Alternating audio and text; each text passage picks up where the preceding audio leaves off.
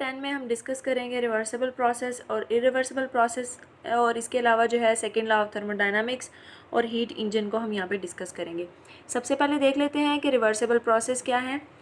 Reversible process ऐसे process हैं जिनमें अगर हम डिफरेंशियल चेंज प्रोड्यूस करें तो उस चेंज के बाद वो अपने ओरिजिनल पाथ को रिट्रेस कर लें। इसका क्या मतलब है कि अगर कोई ऐसी जो है मतलब हमने कोई भी सिस्टम लिया हुआ है, उसमें हमने कोई चेंज प्रोड्यूस किया है, तो उस चेंज को ख़त्म करने के बाद हम देखें कि वो एक टाइम पे वो दोबारा अपनी ओरिजिनल कंडीशन में, ओरिजिनल स्टेट्स में आ जाए, तो इस तरह के प्रोसेस को हम कहेंगे रिवर्सिबल प्रोसेस। और इसी के कॉरस्पॉन्डिंग हम अगर इरिवर्सिबल प्रोसेस की बात करें तो वो क्या होगा कि अगर हम डिफरेंशियल चेंज प्रोड्यूस कर रहे हैं किसी सिस्टम में और उस डिफरेंशियल चेंज के ख़त्म होने के बाद वो जो सिस्टम है अपने ओरिजिनल पाथ को रीट्रेस नहीं कर पा रहा, तो ऐसे प्रोसेस को हम इरिवर्सिबल प्रोसेस कहेंगे। जैसे कि हम एग्जांपल ले लेते हैं कि अगर एक सिलेंडर में हमने गैस को इनक्लोज किया हुआ है और उसके ऊपर एक मूवेबल पिस्टन है। अगर मैं कहूँ कि उसकी हमने डेफिनेट वॉल्यूम, प्रेशर और टेम्परेचर रखा हुआ है, तो उसमें जैसे ही मैं उसके ऊपर सैंड के ग्रेन्स डालना शुरू करूँगी, यानी कि अगर मतलब किसी भी तरह से उसके ऊपर प्रेशर हमने इंड्यूस करवाया है, तो इतना प्रेशर इंड्यूस करवा दें और आहिस्ता आहिस्ता से प्रेशर इंड्यूस करवाएं, तो क्या होगा कि हर एक पॉइंट पे हमें टेम्परेचर, वॉल्यूम एंड जो प्रेशर होगा उसकी डेफिनेट वैल्यूज़ मिल जाएंगी। इसके बाद अगर इसी तरह हम प्रेशर को बढ़ाते जाएंगे तो प्रेशर के बढ़ाने से जो गैस मॉलिक्यूल्स हैं वो एक दूसरे के करीब आएंगे, टेम्परेचर जो है वो इंक्रीज़ हो जाएगा। कंप्रेशन में हमने ये देखा हुआ है पहले भी कि टेम्परेचर इंक्रीज़ ही होता है। तो दोबारा जब हम उसी प्रेशर को रिड्यूस करेंगे, ख़त्म करेंगे, तो स्लोली जो है वो ये स्लो प्रोसेस में हम ये देखेंगे कि दोबारा से जो गैस होगी वो दोबारा से अपनी ओरिजिनल स्टेट में आ जाएगी। लेकिन अगर हम इरिवर्सिबल प्रोसेस की बात करें तो हम ऐसे कहते हैं कि हमने पिस्टन को एकदम से रैपिडली जो है वो कंप्रेस कर दिया है, और इस टाइम पे क्या हुआ है कि मतलब इक्विलिब्रियम तो इस्टेब्लिश रहेगा इसमें, लेकिन ये होगा कि हमने जैसे ही एकदम से उसको जो है पिस्टन को रैपिडली मूव करवाया, कंप्रेस किया, तो अब जो गैस है उसकी हमें मतलब इस प्रोसेस के दौरान, इस कंप्रेशन प्रोसेस के दौरान प्रेशर और वॉल्यूम जो हैं उनकी वेल डिफाइंड वैल्यूज़ नहीं मिलेंगी, प्रॉपर वैल्यूज़ नहीं मिल रही होंगी। तो इसको जब हम दोबारा प्रेशर को ख़त्म भी कर देते हैं, वहाँ से मतलब प्रेशर को रिड्यूस कर देते हैं, तब भी ऐसी गैस जो है वो अपनी ओरिजिनल स्टेट में वैसे नहीं आ सकेगी, क्योंकि हमें इसकी डेफिनेट वैल्यूज़ का ही नहीं पता था। तो इस तरह के प्रोसेस को हम इरिवर्सिबल प्रोसेस में ले लेते हैं। अब अगर हम सेकेंड लॉ ऑफ थर्मोडायनामिक्स की बात करें तो फर्स्ट लॉ को तो हमने अच्छे से डिस्कस किया था प्रीवियस लेक्चर में। सेकेंड लॉ की स्टेटमेंट जो है वो हमने दो तरह से देखनी है, दो तरह से इसकी स्टेटमेंट हमें मिलती है। एक है केल्विन स्टेटमेंट और दूसरी है क्लॉजियस स्टेटमेंट।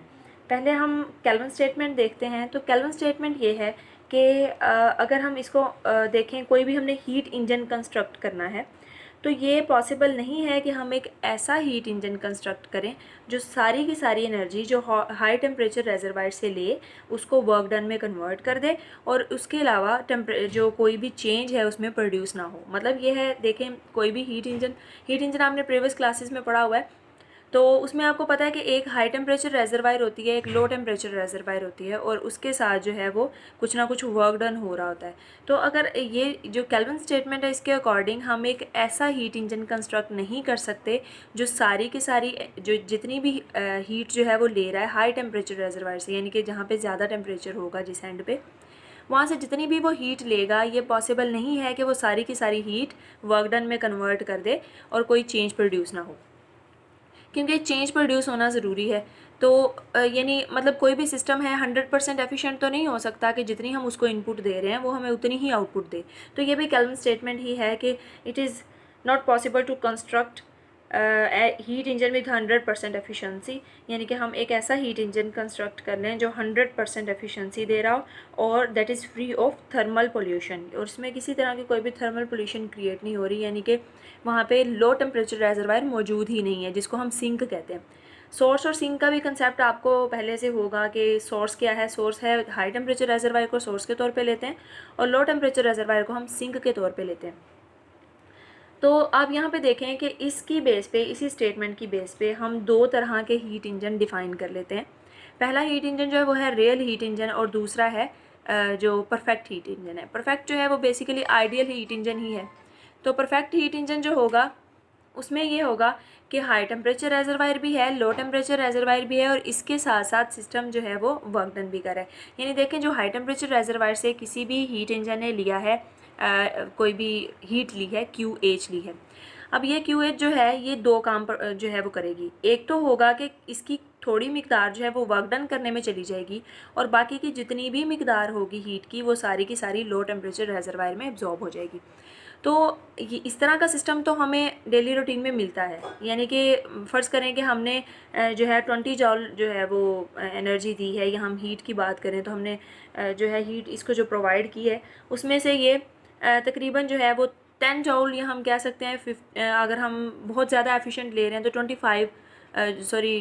18 जॉल या 15 जॉल जो है वो वर्क डन कर देगा, और बाकी की सारी हीट जो है वो क्या होगी, लो टेम्परेचर रेजरवायर में चली जाएगी।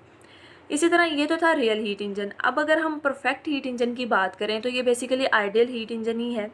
तो आइडियल हीट इंजन में क्या होगा कि हम ऐसे कह रहे हैं कि जो भी हमने हीट ली है, जितनी हीट ली है वो सारी की सारी हम सिस्टम को दे दें। यानी हाई टेम्परेचर रेजरवायर से HTR से हम ले रहे हैं हीट QH, यानी ये हमारी इनपुट है। तो ये इनपुट क्या करे कि मैक्सिमम हमें वर्क डन दे दे। तो इस तरह का इंजन जो है वो कंस्ट्रक्ट करना पॉसिबल नहीं है अकॉर्डिंग टू केल्विन स्टेटमेंट। तो इसी की बेस पे, यानी इसी स्टेटमेंट की बेस पे हमने इन दो इंजन्स को भी डिफाइन कर लिया। नेक्स्ट अब देखते हैं क्लॉजियस स्टेटमेंट क्या है।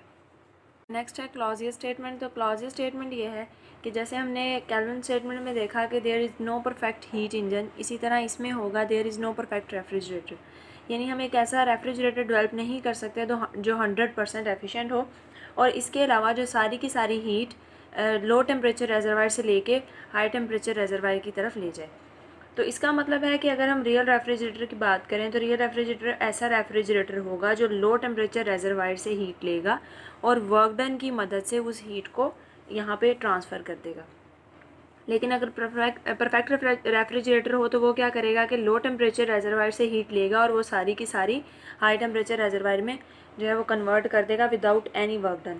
तो ये क्लॉजेस स्टेटमेंट के अकॉर्डिंग इस तरह का जो रेफ्रिजरेटर है वो रियल केस में जो है वो लाई नहीं करता, वो एक्सेप्शनल केस है या इमेजिनेटरी केस है।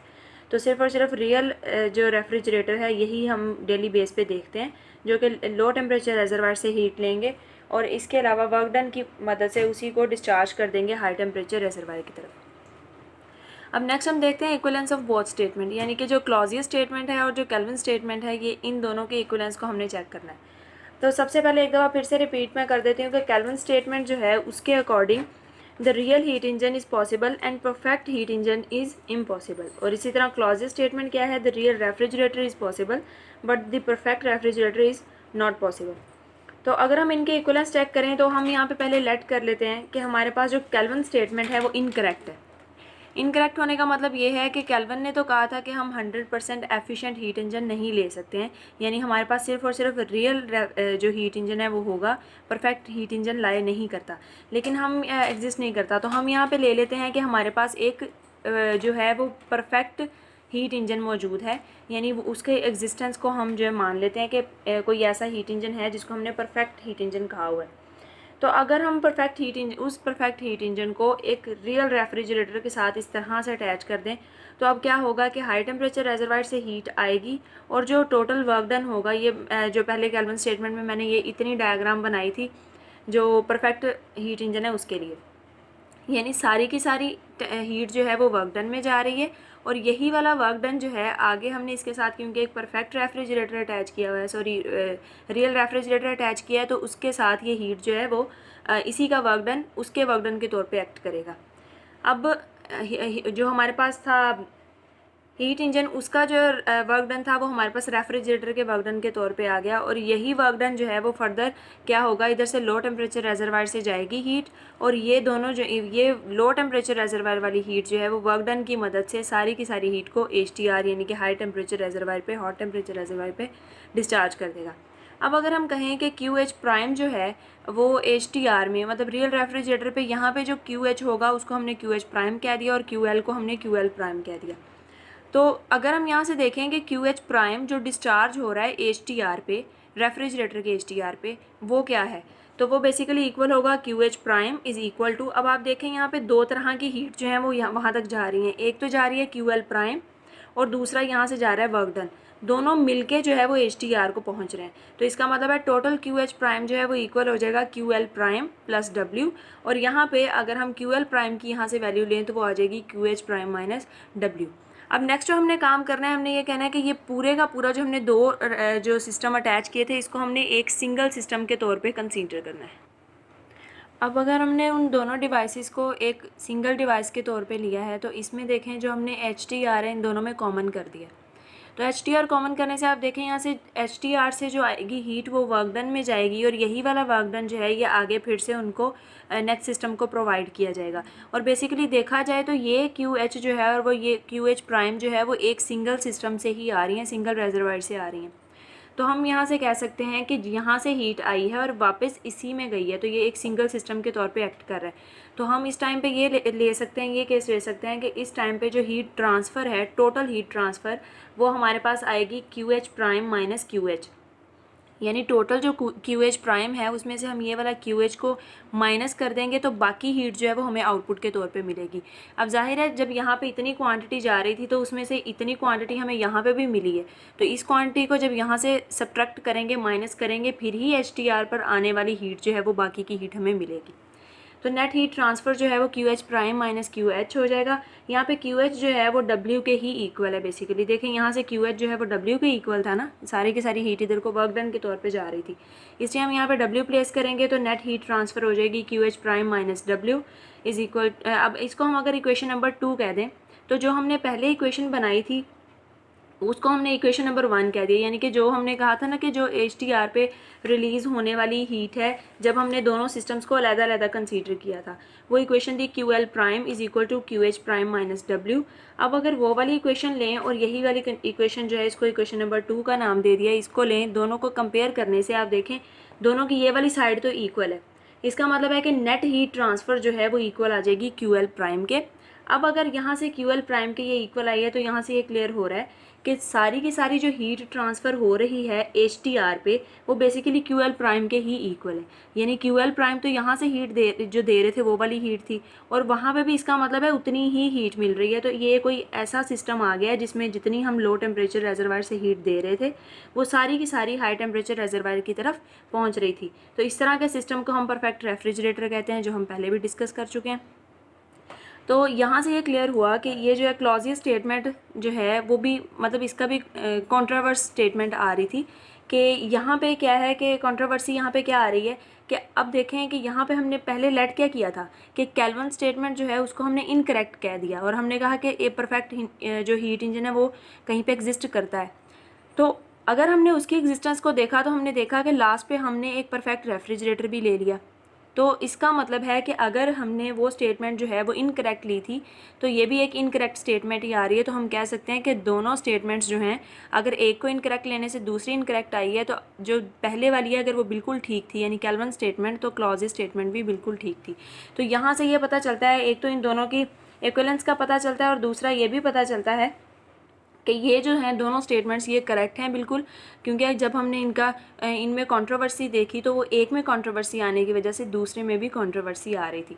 तो ये जो हमारे पास ये वाले जो स्टेटमेंट है, ये बोथ स्टेटमेंट्स जो हैं ये सेकंड लॉ ऑफ थर्मोडायनामिक्स के लिए इक्विवेलेंट स्टेटमेंट्स हैं। कल जो हम डिस्कस करेंगे वो है हीट इंजन। तो हीट इंजन एक ऐसी डिवाइस है जो कन्वर्ट करती है हीट एनर्जी को मैकेनिकल एनर्जी में, यानी कि ये हीट इंजन नाम भी इसका इसीलिए रखा हुआ है कि इसने हीट को कंज्यूम करना है और इसको मैकेनिकल एनर्जी में कन्वर्ट कर देना है। अब अगर हम इसकी वर्किंग की बात करें, पहले हम इसका प्रिंसिपल देख लेते हैं। तो प्रिंसिपल इसका यही है कि जितनी भी जो हाई टेम्परेचर रेजरवायर से HTR से हीट ली जाएगी वो सारी की सारी जो है वो दो पार्ट्स में कन्वर्ट हो जाएगी। एक तो जो है वो वर्क डन के तौर पे हमें मिल जाएगी और बाकी की सारी हीट लो टेम्परेचर रेजरवायर में एब्जॉर्ब कर ली जाएगी। अब ये जो हीट इंजन है इसको प्रीवियस हमने केल्विन स्टेटमेंट, क्लॉजियस स्टेटमेंट में देखा था, लेकिन अब इसको हमने इसकी वर्किंग को और इसका जो भी प्रोसीजर है उसको डिटेल में स्टडी करना है। सबसे पहले इसके लिए कुछ पॉइंट्स जो हैं वो माइंड में रखना ज़रूरी है, साइन कन्वेंशंस को माइंड में रखना ज़रूरी है। तो अगर हम हीट की बात करें तो हीट जब सिस्टम में एंटर हो रही होगी तो उस हीट को हम पॉजिटिव लेंगे, और वही हीट जो है जब सिस्टम को जो है लीव करके बाहर जा रही होगी, जैसे कि लो टेम्परेचर रेजरवायर पे हीट जो है वो एब्जॉर्ब हो रही है, बाहर आ रही है, तो इस केस में हम इसको नेगेटिव लेंगे। इसी तरह अगर वर्क डन की बात करें तो अगर किसी भी सिस्टम में उसका जो फाइनल वॉल्यूम था वो ज़्यादा हो जाए इनिशियल वॉल्यूम से, तो इस केस में वर्क डन जो है वो नेगेटिव होता है और अदरवाइज़ वर्क डन जो है वो पॉजिटिव होता है। और इसी तरह वर्क डन अगर हम ये बात करें हीट इंजन की, तो इसकी वर्किंग जो है वो साइक्लिक प्रोसेस है। साइक्लिक प्रोसेस कैसे है कि ये कंप्लीट साइकिल कंप्लीट करता है, 4 स्टेप्स में इसकी वर्किंग होती है और दोबारा से ये अपने ओरिजिनल पाथ को रीट्रेस कर लेता है। अब इसमें जो वर्क डन होगा, अगर तो ये वाला साइकिल क्लॉकवाइज डायरेक्शन में जा रहा है तो वर्क डन नेगेटिव होगा, और अगर ये साइकिल जो है वो एंटी क्लॉकवाइज डायरेक्शन में है तो वर्क डन जो पॉजिटिव लिया जाएगा। ये जो ग्राफ यहाँ मैंने ड्रॉ किया हुआ है इसको हम जो है वो स्टेप बाय स्टेप डिस्कस करेंगे। सबसे पहले देख लेते हैं इसकी वर्किंग एट कांस्टेंट वॉल्यूम। जब हमने वॉल्यूम को कांस्टेंट रखा और हीट जो है वो सिस्टम को सप्लाई की, तो उस केस में हमने कहा कि हीट जो सप्लाई हो रही है वो Q1 है, और इस टाइम पे हम प्रेशर को जो है वो उसके कोई हमने मूवेबल पिस्टन लिया हुआ है और सिलेंडर में गैस इनक्लोज है, तो उसके ऊपर प्रेशर को हम इंक्रीज़ करते जा रहे हैं। और क्योंकि हमने कहा है कि वॉल्यूम ही कांस्टेंट है, तो वॉल्यूम के कांस्टेंट होने की वजह से dV ज़ीरो होगा, जिसकी वजह से वर्क डन भी ज़ीरो हो जाएगा। क्योंकि वर्क डन के लिए हमने एक्सप्रेशन पढ़ा हुआ है W = P × dV। अगर वॉल्यूम कांस्टेंट है तो change in volume is zero and work done will be zero. तो इसके लिए जब ये पूरे ग्राफ की PV डायग्राम की बात करें तो इसमें से जो AB वाला स्टेप है, ये फर्स्ट स्टेप है कांस्टेंट वॉल्यूम प्रोसेस के लिए, जो हमने यहाँ पे डिस्कस किया। इसमें देखें आप Q1 जो है वो इंटर हो रही है सिस्टम में, AB प्रोसेस है, और इसमें क्या है आप देखें वॉल्यूम जो है उसकी एक ही वैल्यू है। वॉल्यूम की एक वैल्यू के लिए प्रेशर की डिफरेंट वैल्यूज़ आ रही हैं। तो यहाँ से ये क्लियर हुआ कि वॉल्यूम को हमने कांस्टेंट रखा हुआ है, प्रेशर जो है वो वेरिएबल है, उसको हम बढ़ा रहे हैं। सेकंड स्टेप जो है इसका वो है कांस्टेंट प्रेशर पे अब हम डिस्कस करेंगे इसको। यही वाला जो सिस्टम था इसको हम ऐसे जो है वो कंसीडर करते हैं कि हमारे पास एक सिलेंडर है जिसके ऊपर हमने मूवेबल पिस्टन रखे हुए हैं, प्रेशर को ज़्यादा या कम करने के लिए इसके ऊपर वेट रखे हुए हैं, और यहाँ पे हम इसको हीट प्रोवाइड करें। कांस्टेंट प्रेशर का मतलब ये है, एक तो हमने पहले भी Q1 जो है हीट सप्लाई की थी, यहाँ पे भी हम हीट सप्लाई करेंगे।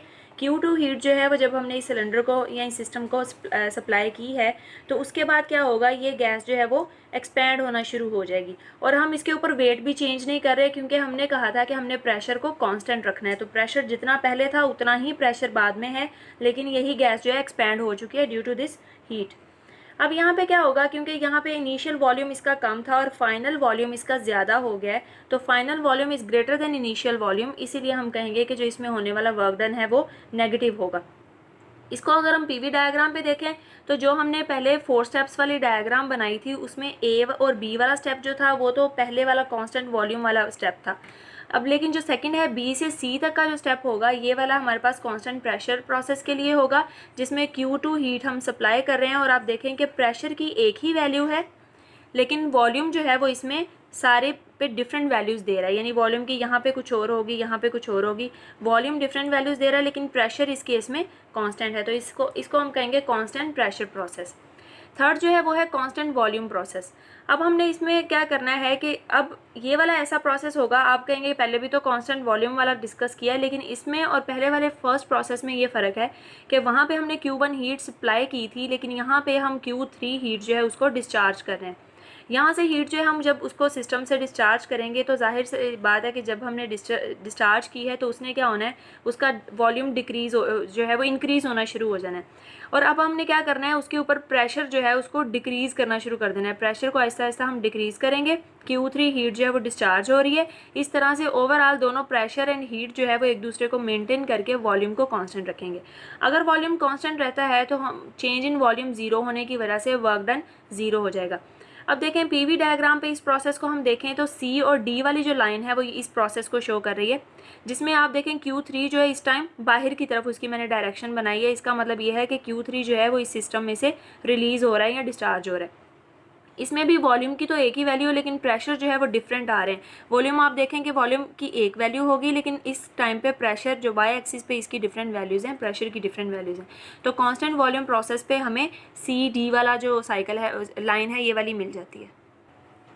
फोर्थ स्टेप ये है कि अब हमने दोबारा से प्रेशर, कांस्टेंट प्रेशर पे ही इसको डिस्कस करना है, लेकिन इस केस में दोबारा से हम क्या करेंगे कि जो हीट है उसको डिस्चार्ज करेंगे। पहले वाले प्रेशर को जो हमने रखा था ना कांस्टेंट प्रेशर, उसमें हमने रखा था कि हीट को हम उसमें एंटर कर रहे थे, लेकिन अभी हम उसमें से डिस्चार्ज करेंगे Q4 हीट को। इस केस में क्या होगा कि हीट डिस्चार्ज होने की वजह से वहाँ पे कंप्रेशन होगी, और वहाँ पे पहले से जो मौजूद वेट थे उसको हमने अनचेंज ही रखना है। अनचेंज रखने का मतलब ये है कि हम उसमें प्रेशर को चेंज नहीं कर रहे, उसको कांस्टेंट रख रहे हैं। तो अगर हमने जो वहाँ पे वेट्स को अनचेंज रखा हुआ है तो कंप्रेशन तो ज़ाहिर होगी जब भी हीट वहाँ से निकलनी है, तो इसका मतलब है कि फाइनल वॉल्यूम जो है वो डिक्रीज़ हो जाएगा और इनिशियल वॉल्यूम ज़्यादा रह जाएगा। इस केस में इस वजह से वर्क डन जो है वो पॉजिटिव होगा। और पीवी डायग्राम पे हमें ये ए और डी वाली लाइन है ये हमें मिल जाएगी। ए और बी जो है ये फर्स्ट प्रोसेस के लिए थी, बी और सी सेकंड के लिए, सी और डी थर्ड के लिए, और डी और ए जो है ये लास्ट वाले प्रोसेस के लिए, जिसको हमने कांस्टेंट प्रेशर प्रोसेस कहा। इसमें Q4 क्योंकि रिलीज़ हो रही है तो वो बाहर की डायरेक्शन में हमने उसको ड्रा कर देना है। अब इसी साइकिल को लेते हुए, इसी कंप्लीट पीवी डायग्राम को लेते हुए हम एफिशिएंसी की तरफ चलते हैं। तो एफिशिएंसी ऑफ हीट इंजन की बात करें तो अगर हम हॉट टेम्परेचर रेजरवायर की बात करें या हम वो वाली हीट लें जो सिस्टम के अंदर एंटर हो रही थी, तो टोटल एंटरिंग हीट जो है वो किसके इक्वल होगी? एक तो बी और ए साइकिल के दौरान Q1 हीट एंटर हुई और दूसरा बी और सी साइकिल के दौरान Q2 हीट एंटर हुई। तो टोटल जो एंटरिंग हीट होगी वो होगी QH is equal to Q1 plus Q2। इसी तरह जो जो अगर हम बात करें वो वाली हीट जो कि डिस्चार्ज हो रही थी सिस्टम में से, तो एक तो वो सी और डी के दौरान डिस्चार्ज हुई है और दूसरा डी और ए वाले जो प्रोसेस है उसके दौरान ये डिस्चार्ज हुई है। तो QL इक्वल आ जाएगा Q3 प्लस Q4। अगर नेट हीट ट्रांसफ़र की बात करें तो वो basically high temperature minus low higher heat minus lower heat वाली जो एक्सप्रेशन है वो हम इस्तेमाल करेंगे, that is Q is equal to QH minus QL। तो इससे इसको हम इक्वेशन नंबर 1 कहें तो यहाँ पे हमने Q की वैल्यू पुट करनी है। तो उसके लिए हम फर्स्ट लॉ ऑफ थर्मोडायनामिक्स को कंसीडर करेंगे, that is D internal energy is equal to Q plus W। अगर हम इसमें कहें कि पूरे सिस्टम में क्योंकि ओवरऑल कंप्लीट साइकिल हो रहा है तो इसमें इंटरनल एनर्जी जो है वो ज़ीरो है। Change in internal energy zero होने की वजह से, क्योंकि दोबारा से रीट्रेस कर लिया गया उसी ओरिजिनल कंडीशन को, जैसे मैंने रिवर्सेबल प्रोसेस में भी बताया था, ये भी एक रिवर्सेबल साइकिल है। तो यहाँ पे अगर हम बात करें कि जो इंटरनल एनर्जी है उसको हम ज़ीरो कंसीडर करते हैं तो Q जो है वो इक्वल आ जाएगा W के। तो इक्वेशन 1 जो है उसमें अगर हम Q की जगह पे W प्लेस करें तो हमारे पास इक्वेशन जो है वो रीअरेंज होके इस फॉर्म में आ जाएगी। नेक्स्ट हम देखेंगे thermal efficiency of heat engine. तो basically thermal efficiency total work done over QH के इक्वल होगी। यहाँ पे टोटल वर्क डन जो था सिस्टम का नेट वर्क डन वो इक्वल था QH माइनस QL, जो हमने अभी एक्सप्रेशन फाइंड किया। अगर हम QH को सेपरेटली डिवाइड कर देते हैं तो ये 1 हो जाएगा, माइनस QL ओवर QH हो जाएगा। इसी फार्मूला में अगर हम मैक्सिमम एफिशिएंसी लेना चाहें तो वो कब आ सकती है? जब हम QL को ज़ीरो कर दें, यानी लो टेम्परेचर रेजरवायर के में हीट जो है उसको ज़ीरो कर देना है। तो उसको ज़ीरो करने की वजह से ये टोटल जो है ये वाला पूरा जो ये टर्म होगी ये ज़ीरो हो जाएगी और एफिशिएंसी मैक्सिमम आ जाएगी, यानी 1 आ जाएगी। तो इस केस में हम कह सकते हैं कि एफिशिएंसी 100% कब होगी? जब QL जो है उसको हमने ज़ीरो रखा हुआ है। तो QL के ज़ीरो होने का मतलब ये है कि लो टेम्परेचर रेजरवायर से हमें कोई भी हीट नहीं मिल रही है, यानी हम कहेंगे कि यहाँ पे कोई भी सिंक मौजूद नहीं है और ये जो है केल्विन स्टेटमेंट के अगेंस्ट जो है ये प्रोसेस चला जाएगा। यानी हम कहेंगे कि हमने एक परफेक्ट हीट इंजन कंसीडर किया हुआ है जो हमें 100% एफिशिएंसी दे रहा है और केल्विन स्टेटमेंट के अकॉर्डिंग 100% एफिशिएंट हीट इंजन जो है वो इस पूरे यूनिवर्स में लाए नहीं करता है। तो ये था आज का हमारा लेक्चर। उम्मीद है आपको अच्छे से समझ आ गया होगा।